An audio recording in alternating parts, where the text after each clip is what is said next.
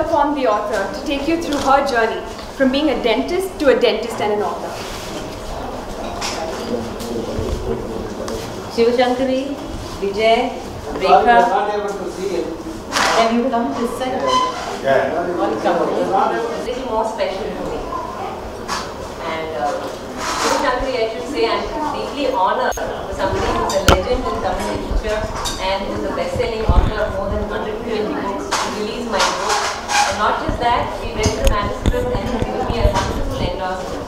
Thank you so much, Shiva Shankari. And Vijay is a psychiatrist and an author of so many best-selling books. He too has read my manuscripts and given me a wonderful endorsement. Thank you so much, Vijay. And Rekha is not just a best-selling author to me. She has been a friend, philosopher, and a guide right from the time I joined the Rotary, that was in '98. And even she's been such a help right through my life practice book as writing. In fact, I've been asking her, when I first started writing the book, I would plague her with my self-doubts and say, Rekha, you think I can do it? She has told me one thing. She said, look, have the audacity to write. And that's what actually spurred me on right through the whole process. Thanks, Rekha, for being a pillar of strength. And now coming to Kirti's question as why this book, why did I write? When my children were growing up, I had 24/7 looking after their studies and them and my clinic. I had so much, all the time I would be busy, and suddenly when they grew up I realized I had so much time on my hands and I wanted to do something which was a little different from what I was doing as a routine. And I thought, why not write? And the simplest thing for me to write was my experiences as a dentist. And for me as a dentist, I feel the dentistry as a profession is a joyous profession.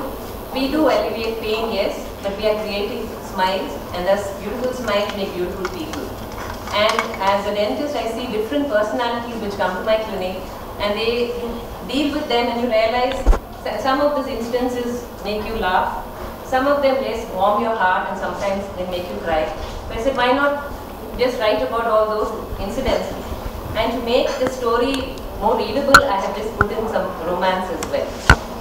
So that is all about smiles. And how did I juggle this as a dentist and writing? I think anybody who has taken up writing as a passion and not as a profession would think, yes, time is difficult. But then I used to write maybe half a page a day, one day, then probably 2 pages the next, and maybe nothing for a week. And after I did the first draft, I thought the hype about writing was greatly exaggerated. Then when I did the rewrite and the first edit, then the second edit, then the third edit, and it went on till I was practically blue in my face, then I realized writing is tough, repetitive, and exhaustive. But I think at the end of it, when you see a book finally in the finished form, and I would say just like Shiva Shankari has put it beautifully, very evocatively, she said, it's a book coming out is just like probably a difficult delivery, and I would second that. I did feel the same. And the last thing I would like to say is, what is this book all about? It is a happy, fun read, and as one critic has said, when they read the manuscript, it was a happiness-inducing book. I've written this also to show that there is a brighter side to every incident. And I should say I could manage this only because of the support of my family, that is my husband and 2 children. I think they've been monumentally patient with a doubt-ridden first-time author. And I think they have been very supportive, and my son, the younger son, was care of him. He took the photograph for me. That's the auto photograph, and my son who lives in the US, he was the one who was so appreciative of the romance part of it in the story. Thank you so much. Good evening. I'm very happy to be here for 2 reasons. One, it is a launch of a very enjoyable, interesting, good book. And 2, Ranjini is a relative of mine. So another writer is born in the family, so I want to welcome her in the fraternity. All the best. Ranjini has started her book, with her first chapter, with her first patient to whom she did a filling for the cavity. So I thought, I'll start with a cavity myself. There was this dentist who had a patient once complaining with a lot of pain. Hello doctor, romba valikirudhu. So the doctor made him sit on the dental chair and then open his mouth. And then he said, oh yes, there is a big cavity. And second time, oh yes, it is a big cavity. The patient got very irritated. He said, doctor, I heard it all right. You could have said it just once. Doctor said, I said it only once, but it was the echo. So, Ranjini's book, I have read it twice. Once about 6 months ago, when she had asked me for a small write-up. And then now, yesterday, before the launch, again. Both the times, I felt 2 points very strong. One, it's a beautifully easy reading book with simple English and very interesting anecdotes.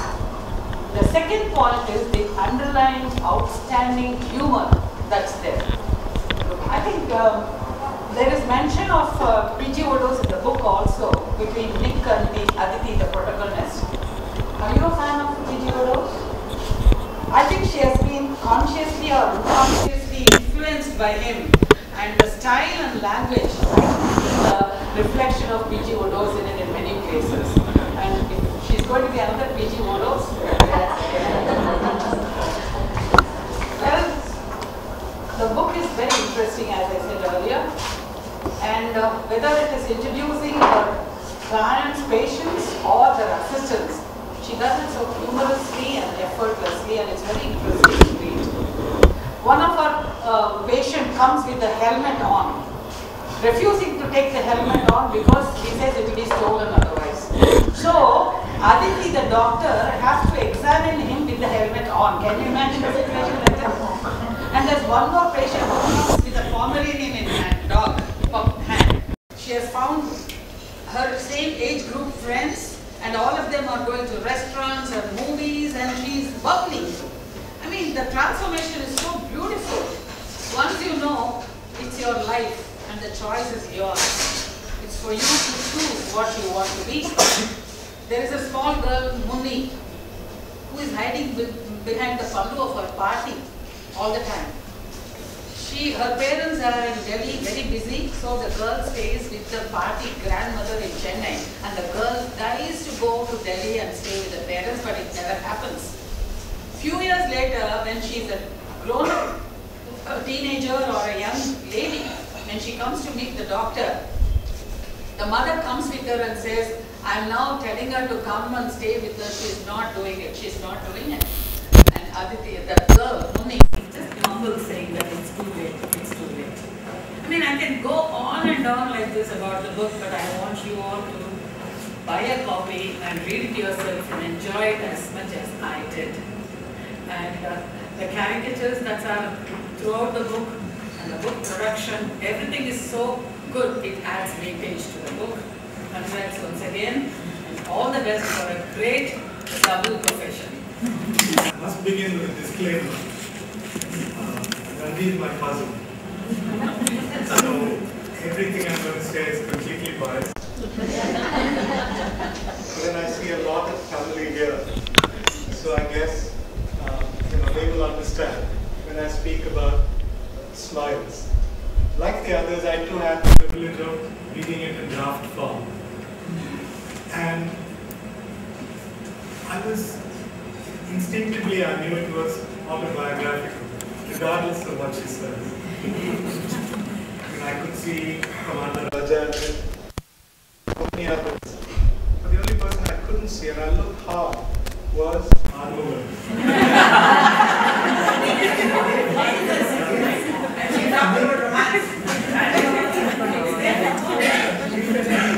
Nick is Arnold. This is an Arnold minor review. We were in college together, just a few years apart. But what it is, I think, is it's a wonderful exposition of a college life and the dental surgical life. In a clinic, in an office, you just started out, not shingles, and you kept a whole lot of people with different problems.